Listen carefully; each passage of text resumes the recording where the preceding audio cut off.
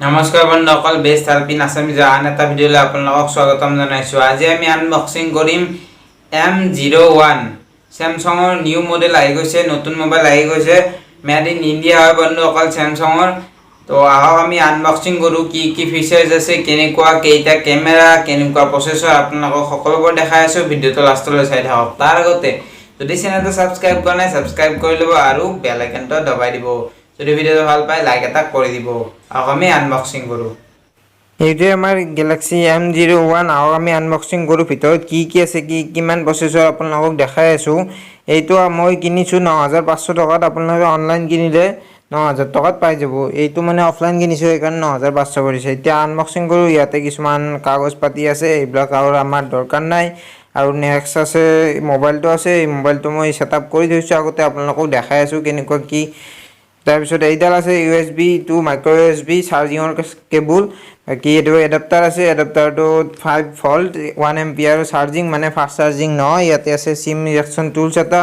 বাকী এইটো made in manufacture in India. ইয়াতে লেখা আছে display 5.7 inch HD plus display.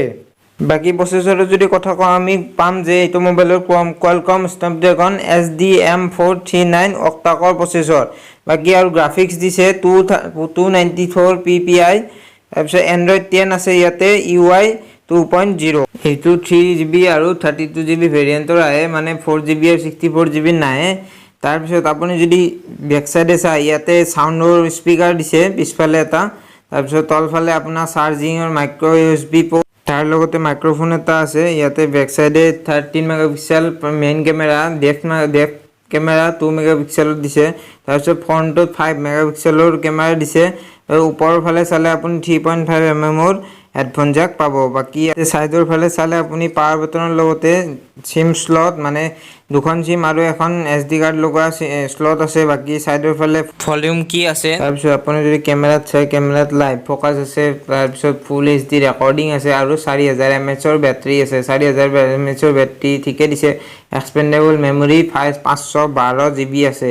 এই মোবাইলটো ৰঙা, নীলা, ক'লা ভেৰিয়েণ্টৰ আহে। মই এইটো ক'লা পাৰচেছ কৰোঁ। আৰু আপোনালোকে যদি চাই, ইয়াতে কোনো ফিংগাৰপ্ৰিণ্ট চেন্সৰ নাপাব। ইয়াতে ফেচ আনলক আছে। তাৰপিছত আপোনালোকে যদি চাই, ইয়াতে যদি পাৱাৰ বাটনটো ডাবল টেপ কৰে, আপোনাৰ ডাইৰেক্ট কেমেৰাটো অ'পেন হয়। এইখিনিয়ে বন্ধুসকল। যদি ভিডিঅ'টো ভাল পালে লাইক এটা কৰি দিব আৰু ছাবস্ক্ৰাইব কৰিব নাপাহৰিব। ধন্যবাদ।